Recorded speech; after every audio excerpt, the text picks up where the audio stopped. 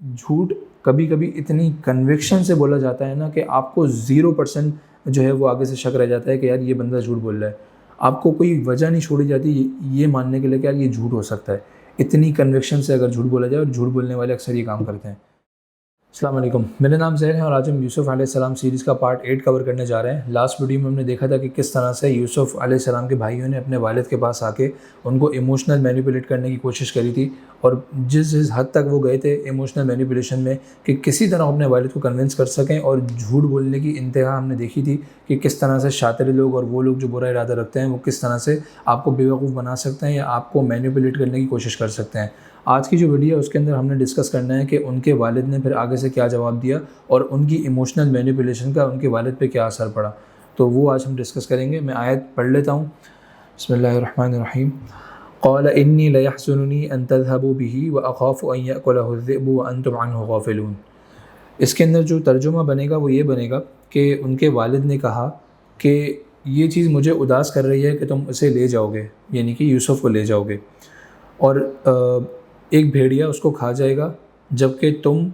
اپنے کاموں میں مصروف ہوگے یا تم غافل رہوگے، یعنی کہ تم غافل ہوگے اس بات سے کہ بھیڑیا اس کو کھا رہا ہے. صحیح ہے، یہ اس کی لٹرل ٹرانسلیشن ہے جو ہمیں ایک شارٹ اس کے اندر اگر ہم عربی کو اردو میں کنورٹ کریں، انگلش میں کنورٹ کریں تو ہمیں نظر آتی ہے. اس کے اندر جو گہرائی ہے نا وہ صرف عربی میں ہی ہمیں سمجھ آ سکتی ہے کہ یہاں پہ کس طرح سے آیت کا فلو ہے، الفاظ کا استعمال ہے، اس سے ہم اس کے اصل مفہوم میں اور اصل گہرائی میں اتر سکتے ہیں.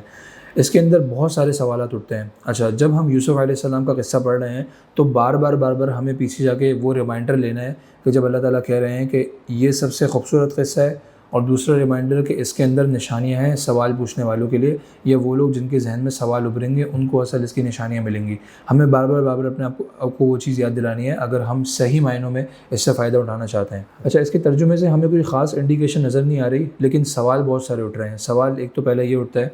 کہ ان کے والد نے کہا کہ مجھے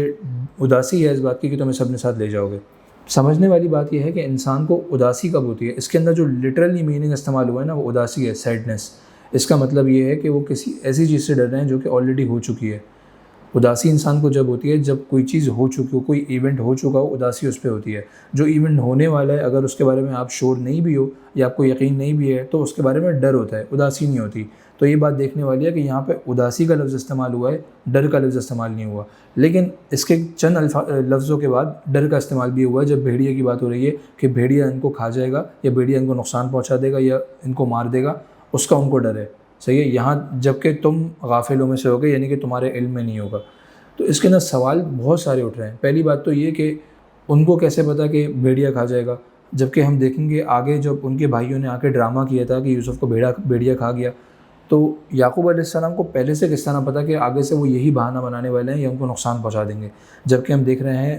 ان آیت سے پہلے بہت زیادہ ایموشنل مینیپولیشن ہو رہی ہے، اور ان الفاظ سے یعقوب علیہ السلام کے یہ معلوم ہوتا ہے کہ انہوں نے آلریڈی ان کو الاؤ کر دیا، ان کو پرمیشن دے دی ہے، اجازت دے دی ہے یوسف کو ساتھ لے جانے کی. کہ یعقوب علیہ السلام کا جو اس آیت کے اندر مطلب ہے نا، اس کے اندر ڈویلٹی ہے. ڈویلٹی کا مطلب ہوتا ہے کہ کوئی بھی ایسی چیز جس کا بظاہر تو ایک معنی ہو لیکن اس کے پیچھے دوسرا معنی بھی ہو جو چھپا ہوا ہو، جو غور کرنے پہ آپ کو نظر آئے یا جو عقل والے لوگوں کو نظر آ رہا ہوتا ہے. یہ کہتے ہیں نا کہ کوئی بات ایک کہنا لیکن اشارہ کسی طرف کر دینا، تو ڈویلٹی اس کو کہتے ہیں. ان لفظوں کے اندر وہ ڈویلٹی ہمیں ملتی ہے. وہ یہ کہ یعقوب علیہ السلام کہہ رہے ہیں مجھے اداسی ہے کہ تم ان کو اپنے ساتھ لے جاؤ گے. صحیح ہے، یعنی کہ مجھے بہت یہ چیز اداس کر رہی ہے کہ تم ان کو اپنے ساتھ لے جا رہے ہو. دوسرا جو مطلب اس کا ہے وہ یہ کہ یہ چیز مجھے بہت اداس کرتی ہے کہ تمہارے جو ان کے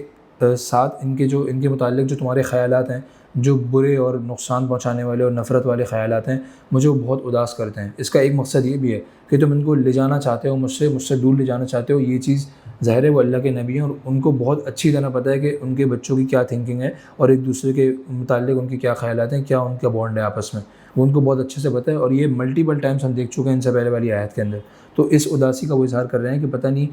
کیوں تم اس طرح کرتے ہو، کیوں تمہاری نفرت ہے، مجھے یہ چیز بہت اداس کرتی ہے. اچھا، دوسری چیز جو آگے ہے وہ اخاف ان یاکلہ الذئب،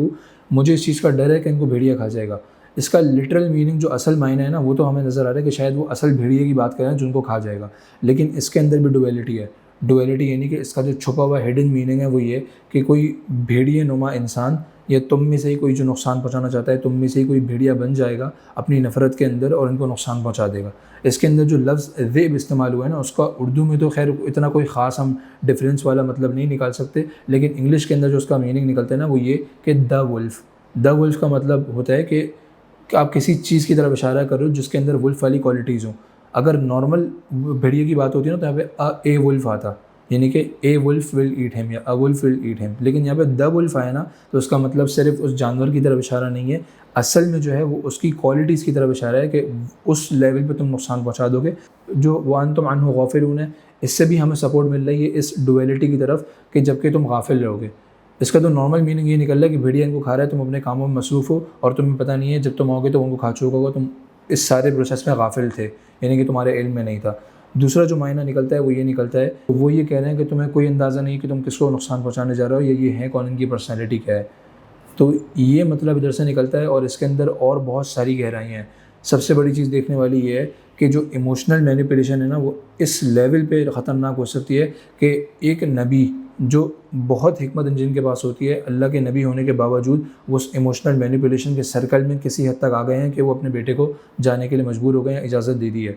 ایموشنل مینیپولیشن میں ہوتا کیا ہے، جو شاطر لوگ ہوتے ہیں نا، جھوٹے اور برا ارادہ رکھنے والے لوگ ہوتے ہیں، فیک لوگ یا پھر مینیپولیٹو لوگ آپ کہہ لیں، ان کا جو طریقہ کار ہوتا ہے نا کسی کو مینیپولیٹ کرنے کا، آپ کو وہ پازیٹیو انفلوئنس کرنے کی کوشش کرتے ہیں، یعنی کہ آپ کو فائدہ دکھاتے ہیں کسی چیز کا، جھوٹ بول بول کے فائدہ دکھاتے ہیں۔ اور دوسری چیز وہ ڈبل لیئر کس طرح اپلائی کرتے ہیں کہ آپ کو نیگیٹیوٹی سے ڈراتے بھی ہیں۔ تو دونوں سائڈ سے نا آپ بیچ میں پھنس کے رہ جاتے ہو کہ یار کسی طرح جو ہے وہ آپشن آپ کے پاس کوئی نہیں چھوڑتے کہ آپ نے کرنا ہی کرنا ہے، جس چیز پہ آپ کو وہ لے کے جانا چاہ رہا ہے آپ نے کرنا ہی کرنا ہے۔ اور یہ ایموشنل مینیپولیشن اتنی خطرناک ہو سکتی ہے کہ اس سے کوئی فرق نہیں پڑتا آپ کتنے دانشور ہیں، کتنے عقل مند ہیں۔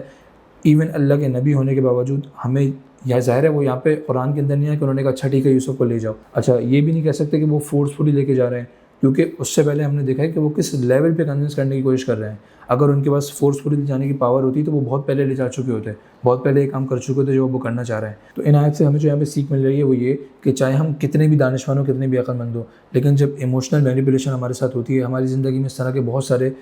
سرکمسٹانسز آتے ہیں، ہم اس پوزیشن میں ہوتے ہیں جب ہم پہ ایموشنل مینیپولیشن ہو رہی ہوتی ہے، چاہے وہ معاشرے کے افراد کی طرف سے ہو یا پھر چاہے ہمارے اپنی فیملی کے افراد کی طرف سے ہو، کسی بڑے کی طرف سے ہو، ایون چھوٹوں کی طرف سے بھی ہوتی ہے۔ کوئی بچہ آپ سے ضد کرتا ہے تو آپ کو ایموشنلی مینیپولیٹ کر رہا ہوتا ہے، اس کو پتہ ہوتا ہے کہ میں نے کیا کرنا ہے اپنی بات کو منوانے کے لیے۔ تو یہ ایموشنل مینیپولیشن ہر اس پہ لیول پہ ہوتی ہے۔ ان آیت سے ہمارے لیے یہ چیز بہت آسان ہو گئی ہے کہ ایموشنل مینیپولیشن کے اندر کس کس طرح سے آپ کو خطرات ہو سکتے ہیں اور کن کن چیزوں کو مد نظر رکھ کے آپ کو جو ہے وہ مینیپولیٹ کیا جاتا ہے، یا آپ کے خیال اور آپ کی سوچ کو۔ یہاں پہ یعقوب علیہ السلام اس بات سے اویئر ہیں کہ وہ ان کی انٹینشنز جو ہیں وہ بہت اچھی نہیں ہیں، ان کے خیالات اور ان کا ارادہ بہت اچھا نہیں ہے، اس کے باوجود وہ مینیپولیٹ کسی حد تک کر چکا اپنے والد کو۔ اچھا دوسری آیت جو ہے وہ میں پڑھ لیتا ہوں، قالوا لئن اکلہ الذئب ونحن عصبۃ انا اذا لخاسرون۔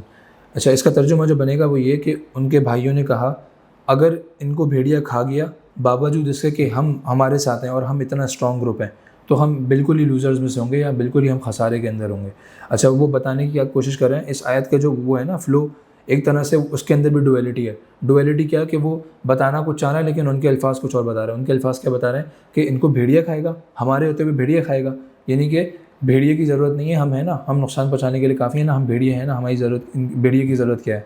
تو ایک طرح سے کہتے ہیں کہ ان کا مقصد کچھ اور ہے لیکن ان کے الفاظ کسی اور طرف لے گئے، اسلپ آف دا ٹنگ بھی کہتے ہیں اس کو۔ تو اس سے مفسرین نے یہ بھی مطلب نکالا ہے کہ ان کی زبان بھی اسلپ ہوئی ہے، اسلپ آف دا ٹنگ بھی ہے کہ بھیڑیے کی کیا ضرورت ہے، ہم ہیں نا۔ اور اس کے اندر جو وہ ایشورٹی دے رہے ہیں اپنے والد کو وہ یہ کہ اگر ہمارے ہوتے ہوئے تو پھر تو ہم بالکل لوزر میں سے ہیں، یعنی کہ ہم آپ کی نظر میں گر جائیں گے، ہم معاشرے کی نظر میں گر جائیں گے کہ بھائی لوگ بولیں گے بتاؤ ذرا یہ اپنے بھائی کو نہیں سنبھال سکے، یہ اپنے آپ کو اسٹرانگ گروپ کہتے ہیں اس طرح سے۔ تو اس میں سمجھنے والی بات ایک اور یہ بھی ہے کہ جھوٹ کبھی کبھی اتنی کنوکشن سے بولا جاتا ہے نا کہ آپ کو 0% جو ہے وہ آگے سے شک رہ جاتا ہے کہ یار یہ بندہ جھوٹ بول رہا ہے، آپ کو کوئی وجہ نہیں چھوڑی جاتی یہ ماننے کے لیے کہ یار یہ جھوٹ ہو سکتا ہے۔ اتنی کنوکشن سے اگر جھوٹ بولا جائے، اور جھوٹ بولنے والے اکثر یہ کام کرتے ہیں۔ تو یہ جو قصہ ہے نا یہ کوئی آیت نارمل پڑھ کے آگے نکلنے والی نہیں ہے، اس کے اندر ہمیں اللہ تعالیٰ نے سائیکولوجیکل گیمز اور سائیکولوجیکل لوگوں سے کس طرح ڈیل کرنا ہے وہ سکھایا گیا ہے اس کے اندر، ان آیت کے اندر۔ تو ان آیت سے جو ہمیں بہت ساری چیزیں سکھائی جا رہی ہیں نا ان کا تعلق زیادہ تر سے بلکہ تقریباً ابھی تک جو ہے وہ ایموشنل اور سائیکولوجیکل اسپیکٹ سے ہے۔ یاد ہے میں نے ویڈیو سیریز کے شروع میں کہا تھا کہ مجھے موسیٰ علیہ السلام کا قصہ زیادہ فیسینیٹنگ لگا تھا، کیونکہ اس کے اندر ظاہری طور پہ فزیکل فائٹ کی ذکر ہے، فزیکل فائٹ ہو رہی ہے اور جادوگروں سے مقابلہ ہو رہا ہے، وہاں پہ عصا پھینکا جا رہا ہے. اس کے اندر سائیکولوجیکل اسپیکٹ بھی ہے بہت سارا، لیکن بات یہ ہے کہ اس کے اندر فزیکل اسپیکٹ ہے تو بظاہر وہ بہت انٹرسٹنگ لگتا ہے. لیکن جب اللہ تعالیٰ نے یوسف علیہ السلام کے قصے کو سب سے خوبصورت قصہ قرار دیا ہے نا، تو اس کے اندر جو ہمیں چیزیں ابھی تک سکھائی گئی ہیں وہ ان کا تعلق سائیکولوجیکل اور ایموشنل اسپیکٹ سے ہے، جس کا ہماری زندگی میں زیادہ تر سامنا رہتا ہے. فزیکل فائٹ تو یا فزیکل چیز کی تو فزیکل طاقت کی ہمیں ونس ان اے بلو مون یا کبھی کبھی ضرورت پڑتی ہے، لیکن زیادہ تر جو ہم اپنی زندگی میں سامنا کر رہے ہوتے ہیں وہ ایموشنل چیلنجز اور سائیکولوجیکل چیلنجز کا سامنا کر رہے ہوتے ہیں، جس کی ٹریننگ اللہ تعالیٰ نے ہمیں اس قصے کے ذریعے دینے کی کوشش کری ہے. امید ہے کہ آج کی ویڈیو میں جو ہم نے ڈسکشن کری ہے اس سے ہمیں بہت کچھ سیکھنے کو ملا ہے اور انشاءاللہ آگے بھی ملتا رہے گا. اچھا، میرا مقصد یہ ہے کہ کم از کم جو یہ پہلا پارٹ ہے نا، جب ان کے بھائیوں نے ان کو کوئی میں ڈالا تھا، جب تک کا پارٹ میں جو سیکھ رہا ہوں وہ میں آپ کے سامنے رکھ کے اس سیریز کو مکمل کر دوں، کیونکہ جو یہ پورا قصہ ہے اور جو پوری صورت ہے وہ بہت لمبی ہے. اس کو مکمل اتنی ڈیٹیل کے اندر ڈسکس کرنے میں بہت سارا ٹائم ریکوائرڈ ہے، تو وہ ممکن نہیں ہو پائے گا میرے لیے. لیکن امید ہے کہ کم از کم آپ کو یہ آئیڈیا مل جائے کہ اس میں کتنی گہرائی ہے، تاکہ اس نظر سے ہم آگے کی صورت کو پڑھ سکیں اور آگے تفاسیر کے تھرو اس میں سے جتنے اسباق ہم مزید لے سکتے ہیں وہ ہم لے لیں. اور آگے انشاءاللہ امید ہے کہ 2 ویڈیوز کے اندر یہ سیریز مکمل ہو جائے جو پہلا پارٹ ہے. تو آج کے لیے اتنا ہی، انشاءاللہ آپ سے پھر ملاقات ہوتی ہے نیکسٹ ویڈیو میں. اپنا خیال رکھیے. Thank you so much for watching. اللہ حافظ.